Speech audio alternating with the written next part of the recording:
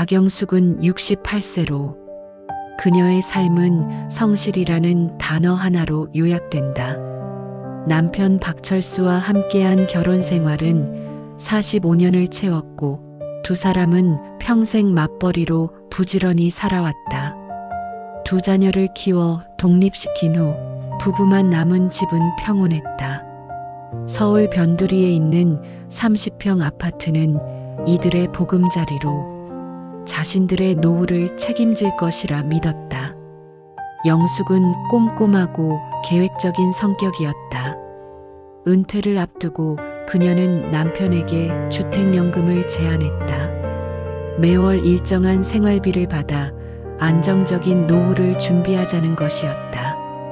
10년 전 두 사람은 함께 주택연금에 가입했다. 집을 담보로 매달 150만 원이 꼬박꼬박 통장으로 들어왔다. 이 돈은 영숙의 노후 설계에서 가장 중요한 축이었다. 자녀들에게 손 벌리지 않아도 된다는 사실이 그녀에게는 큰 자부심이었다.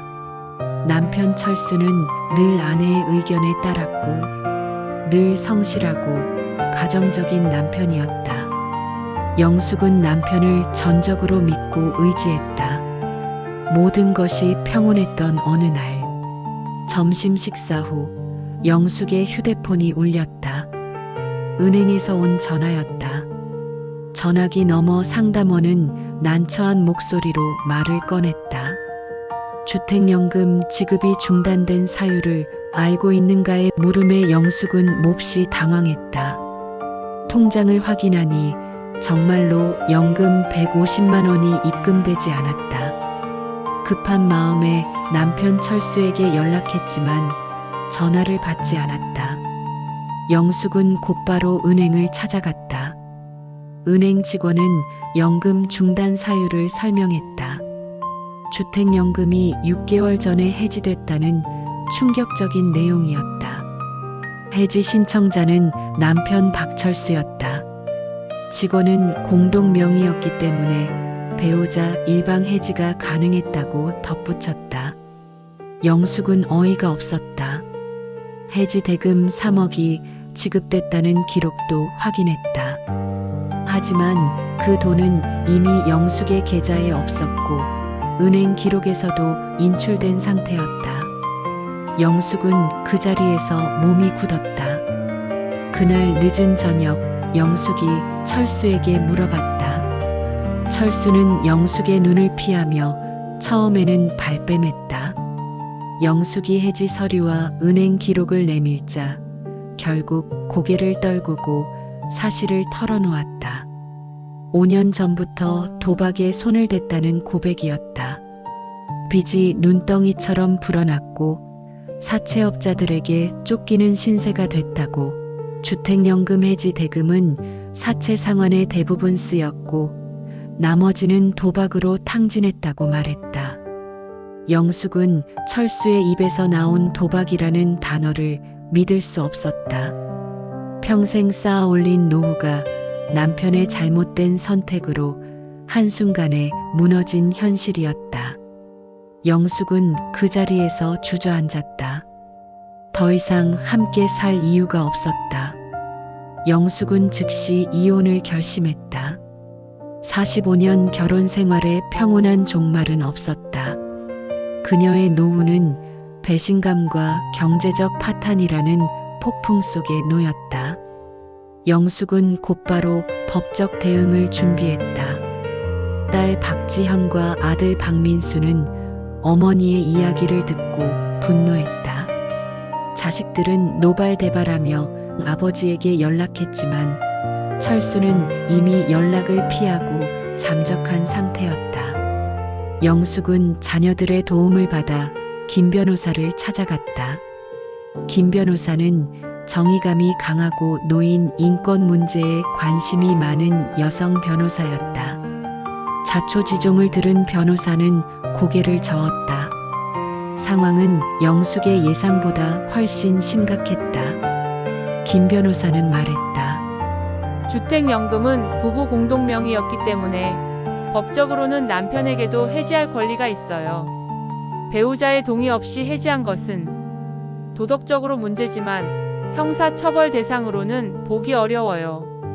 물론 민사상 손해배상은 가능하지만 이미 남편분에게 재산이 없고 해지 대금 3억을 도박 빚과 사채 상환에 모두 탕진한 후인 걸 감안하면 이혼 소송을 제기하더라도 나눌 재산 자체가 남아있지 않아요. 이런 경우 위자료를 청구해도 무직 상태인 남편분에게서 받아낼 방법이 막연해요. 영숙의 노후 자산이 완전히 사라진 상태였다. 영숙은 절망했다. 평생 성실하게 살아온 자신의 노후가 허망하게 무너지는 순간이었다. 딸 지연이 분통을 터뜨렸다. 변호사님, 아버지에게 책임을 물을 수 있는 다른 방법은 없을까요? 김 변호사는 안타까워하며 답했다. 자산 은닉이 의심되면 추적할 수 있지만 도박으로 단순히 탕진한 것이니 남편분의 사채 빚까지 고려하면 이혼 후 어머님 자산은 사실상 마이너스가 될 위험도 있어요. 주택연금 해지 대금을 막지 못한 것 자체가 큰 타격이었다. 주택연금이 끊긴 지금 영숙의 수입은 매월 기초연금 30만 원이 전부였다. 생계를 유지하는 것조차 막막했다. 영숙은 결국 이혼 소송을 제기했다. 길고 힘든 싸움이었다. 소송 기간 동안 영숙은 생활고에 시달고 딸과 아들이 매달 생활비를 조금씩 보태주었지만 그들 역시 자신의 가정을 꾸리느라 여유가 없었다. 아들 민수는 말했다. 어머니, 저희도 주택 대출 갚고 양육비 대느라 빠듯해요. 당장 어머니를 모시기는 어려워요. 영숙은 자식들에게 짐이 되는 것이 가장 괴로웠다. 결국 영숙은 평생 모은 적금을 깨서 생활비에 보탰다. 하지만 이것도 오래가지 못할 것이 분명했다. 영숙의 내면 갈등은 극심했다. 45년을 함께 산 남편에 대한 배신감은 지독한 고통이었다. 자책감도 밀려왔다. 내가 왜 남편을 믿었을까? 왜 주택연금 공동명의의 위험성을 미리 알아채지 못했을까? 밤마다 잠을 이루지 못하고 고시원 방 천장만 바라보았다. 몸무게는 10kg 가까이 빠졌다. 딸 지연은 어머니의 초췌한 모습을 보고 마음 아파했다. 지연은 정서적인 지지를 아끼지 않았지만 경제적인 도움에는 한계가 있었다. 이혼 소송은 계속됐지만 영숙은 이미 승패와 관계없이 노후가 파탄났음을 직감했다. 앞으로의 삶은 막막하고 어두운 터널 속 같았다. 영숙은 재판장으로 향하는 발걸음을 옮길 때마다 깊은 한숨을 내쉬었다. 그녀의 어깨는 무겁게 내려앉았다. 1년 동안 끌어온 이혼 소송이 마침내 끝났다. 법원은 남편 박철수의 귀책 사유를 명백히 인정했다. 재판부는 영숙에게 위자료 3천만 원을 지급하라고 명령했다. 영숙은 덤덤하게 판결문을 받아들였다. 그러나 김 변호사는 착잡한 표정이었다. 어머니, 법은 철수의 책임을 인정했지만 결국 받아낼 재산이 없다는 현실은 바뀌지 않았어요. 위자료 3천만 원은 그저 종이 위에 적힌 숫자일 뿐이었다. 철수에게는 당장 집행할 만한 재산이 없었다. 이혼은 성립됐지만 경제적 해방은 오지 않았다. 곧이어 더 큰 폭풍이 몰아쳤다. 주택연금을 해지하며 발생한 위약금과 남편이 끌어쓴 사채 문제였다. 남편이 탕진한 돈 때문에 살던 집은 결국 경매로 넘어갔다. 두 사람이 평생을 바쳐 마련한 보금자리였다. 영숙은 조용히 짐을 쌌다. 살림이라고 해봐야 낡은 가구 몇 점이 전부였다. 철수는 이미 빚쟁이들을 피해 어디론가 떠난 후였다. 그에게는 집을 잃는다는 고통도 남아있지 않은 듯 했다. 영숙은 텅 빈 거실에 주저앉았다. 내 집, 내 노후, 다 어디로 사라진 걸까? 눈물도 나오지 않았다. 너무 큰 충격은 오히려 감정을 마비시켰다. 집이 경매로 처리된 후 아무것도 남지 않았다. 경매 대금은 사채업자들에게 넘어갔다. 더 억울한 일이 영숙을 기다리고 있었다. 주택연금 해지 과정에서 발생한 위약금과 이자에 대한 청구서였다. 은행에서는 주택연금이 부부 공동 채무 성격도 가지고 있기에 영숙에게 연대 책임을 물었다. 남편이 저 몰래 해지했는데 제가 왜 빚을 갚아야 해요? 영숙은 김 변호사를 통해 강력하게 항변했다. 하지만 법원은 계약서의 조항과 공동명의 특성을 들어 영숙의 항변을 받아들이지 않았다. 결국 남편이 만든 빚까지 떠안는 신세가 됐다. 이혼 소송에서 승리했지만 현실에서는 참패한 것이나 다름없었다. 영숙은 갈 곳이 없었다. 딸 지연이 간곡하게 부탁했다. 엄마, 일단 저희 집으로 오세요. 방 하나는 비어 있잖아요. 영숙은 단호하게 거절했다. 안 돼. 지연아, 너희도 살기 힘든데 엄마가 짐이 될 순 없어. 딸의 좁은 아파트에서 어린 손주들과 함께 사는 것은 영숙에게 또 다른 고통이 될 것이었다. 영숙의 자존심이 허락하지 않았다. 결국 영숙은 월세 20만 원짜리 고시원으로 거처를 옮겼다. 4평 남짓한 좁은 방이었다. 창문은 작았고 퀴퀴한 곰팡이 냄새가 났고 싱크대도 없는 좁은 방에서 쭈그려 앉아 컵라면으로 끼니를 때웠다. 45년 동안 성실하게 살아온 대가가 고작 이것인가. 영숙은 벽에 기대어 흐느꼈다. 더 이상 미래가 보이지 않았다. 영숙은 마지막 희망으로 기초생활수급자 신청을 했다. 모든 재산을 잃었고 수입은 기초연금 30만 원이 전부였다. 당연히 수급자로 선정될 것이라고 생각했다. 그러나 동사무소의 통보는 냉담했다. 어머니, 자녀 2분이 계시고 경제적 부양 능력이 있는 것으로 판단돼요. 수급자 대상에서 탈락했어요. 영숙은 망연자실했다. 딸과 아들이 생활비를 보태주기는 했지만 그들도 빠듯한 형편이었다. 자녀에게 짐이 되고 싶지 않아 스스로 일어서려 했지만 제도가 영숙을 사각지대에 가뒀다. 영숙은 삶의 의욕을 잃어갔다. 고시원에 누워 천장만 바라보는 날이 많아졌다. 이대로 숨이 멎었으면 좋겠다. 그러던 어느 날이었다. 고시원 복도에서 이웃 아주머니를 만났다. 이웃 최순자는 65세의 따뜻한 성품을 가진 여성이었다. 순자는 낯빛이 어두운 영숙에게 먼저 말을 걸었다. 아이고, 요새 통 안 보이시더니 어디 편찮으신가요? 영숙은 결국 순자 앞에서 그간의 사정을 모두 털어놓았다. 남편의 배신, 집 경매, 빚더미까지. 순자는 말없이 영숙의 손을 잡아주었다. 세상에 어쩜 그리 기고한 일이. 나도 남편 사업 실패로 이렇게 됐지만 박 사장님은 더 하시네요. 순자의 따뜻한 공감에 영숙은 오랜만에 소리내어 울었다.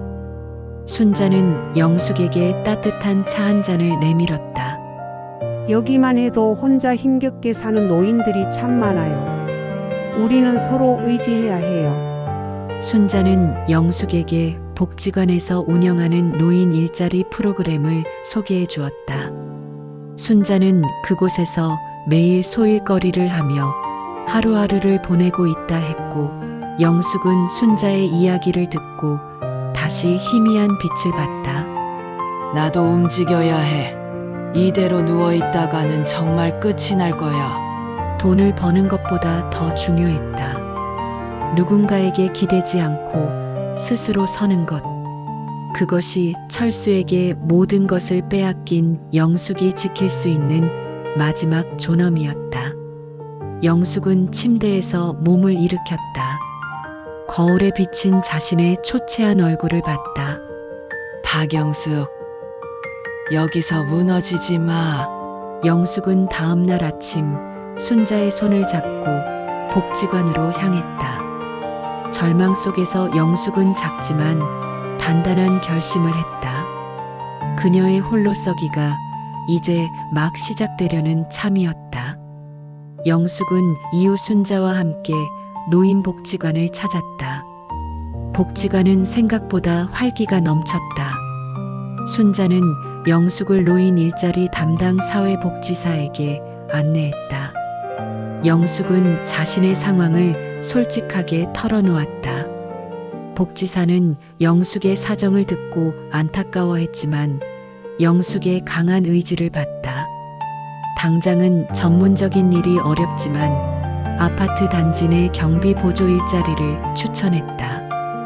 월 소득 80만 원 정도의 소일거리였다. 영숙은 그 일을 수락했다. 돈의 액수보다 중요했던 것은 노동을 통한 자존감 회복이었다. 다음 날부터 영숙은 출퇴근을 시작했다. 아파트 단지 입구에서 택배 분류를 돕고 쓰레기 분리수거장을 정리하는 일이었다. 몸은 고됐지만 땀 흘려번 돈으로 고시원 월세를 내는 것이 영숙에게는 큰 의미였다. 누군가에게 의지하지 않고 스스로 생계를 꾸린다는 사실이 다시 일으켜 세웠다. 복지관에서 영숙은 비슷한 처지의 노인들을 많이 만났다.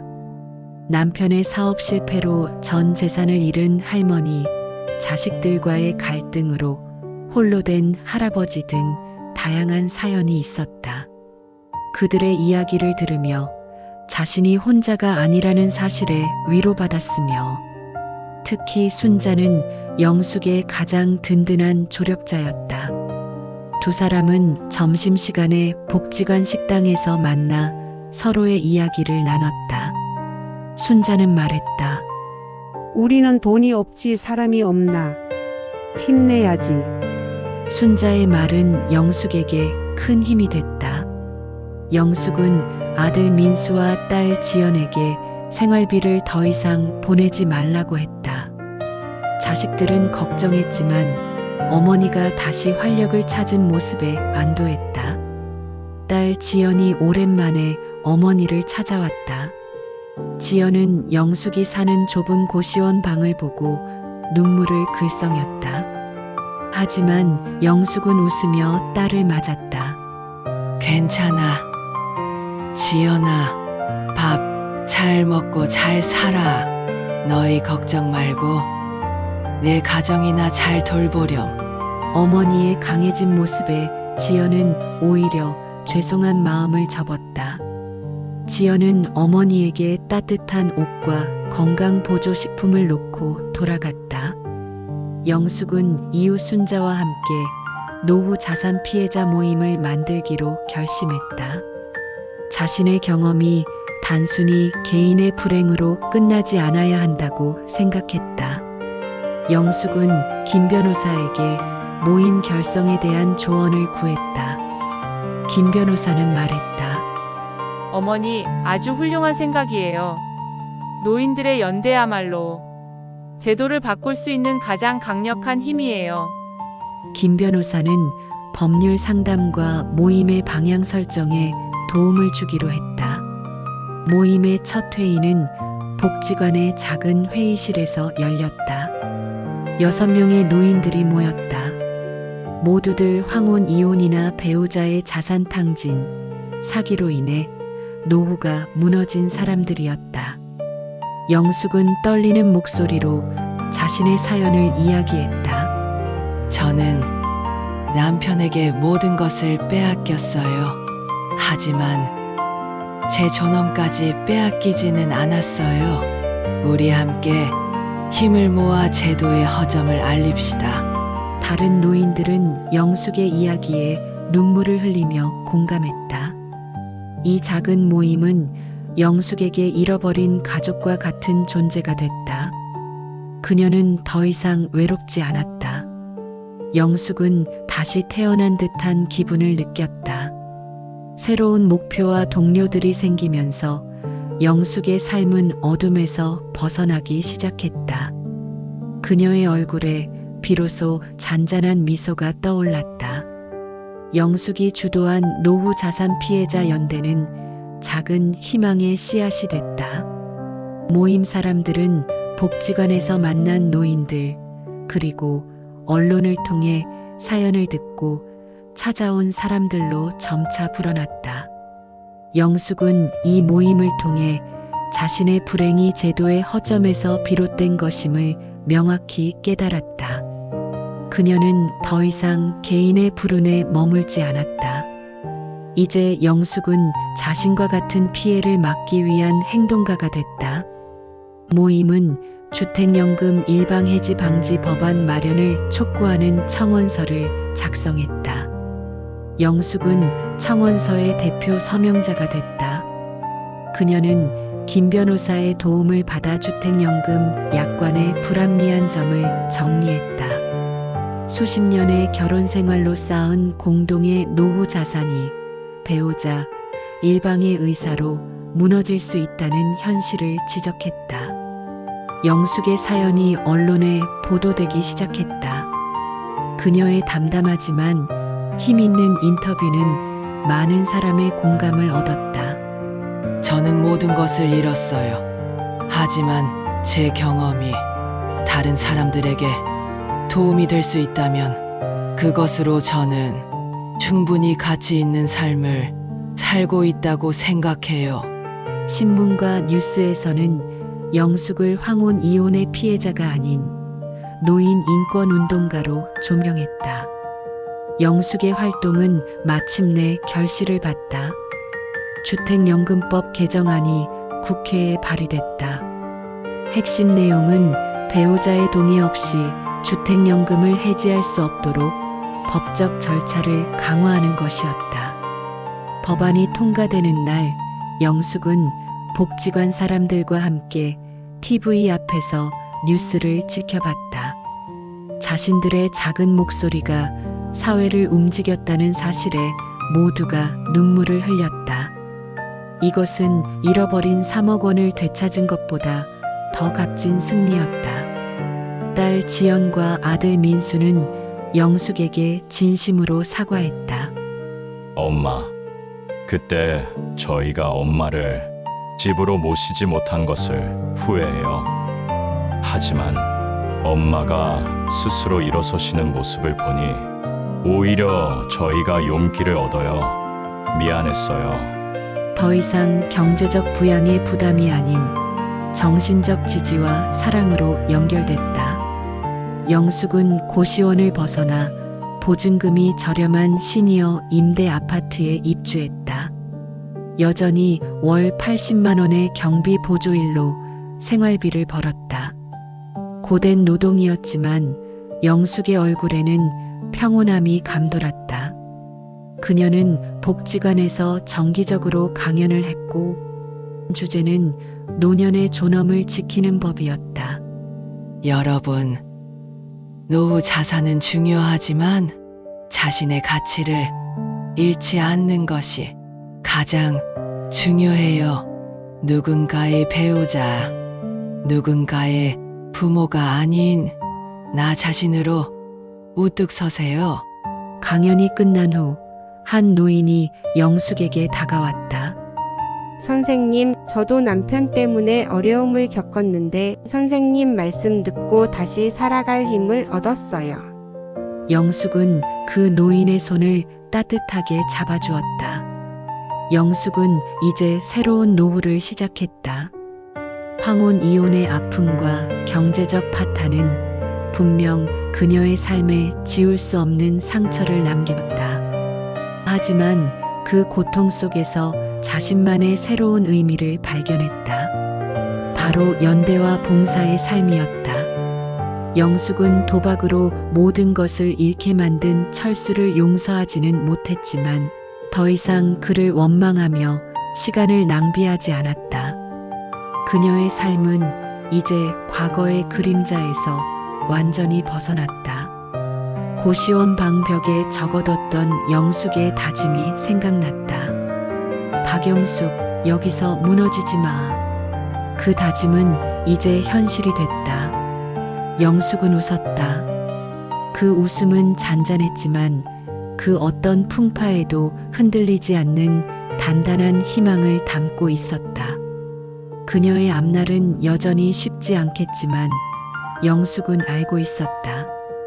이제 그녀에게는 혼자가 아니라는 확신과 스스로 일어설 수 있는 힘이 있다는 것을. 어느 가을날 영숙은 복지관 정원에 앉아 있었다. 옆에는 순자가 있었다. 두 사람은 말없이 가을 햇살을 쬐고 있었다. 순자가 먼저 입을 열었다.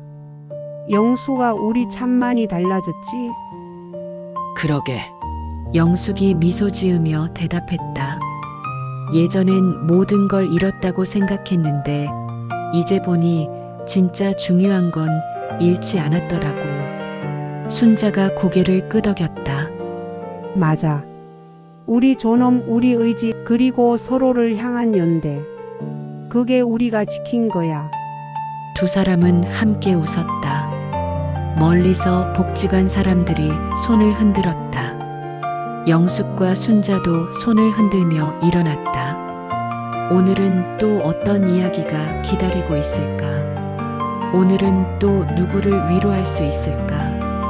영숙은 3억 원을 잃었지만 그보다 더 큰 것을 얻었다. 자신의 가치를 발견했고 같은 처지의 사람들과 연대했고 사회를 조금이나마 바꿨다. 그리고 무엇보다 스스로 일어섰다. 영숙은 복지관으로 걸어가며 생각했다. 인생은 참 아이러니하다. 가장 큰 배신을 당했을 때 가장 큰 성장을 했다. 모든 것을 잃었을 때 진짜 중요한 것을 발견했다. 바닥에 떨어졌을 때 비로소 일어설 힘을 얻었다. 복지관 문을 열며 영숙은 속으로 다짐했다. 오늘도 누군가에게 희망이 되자. 오늘도 누군가의 손을 잡아주자. 나처럼 절망했던 사람에게 일어설 수 있다는 용기를 주자. 그것이 박영숙, 68세 여성의 새로운 인생이었다. 그것이 그녀가 선택한 노후였다. 그것이 그녀가 지켜낸 존엄이었다.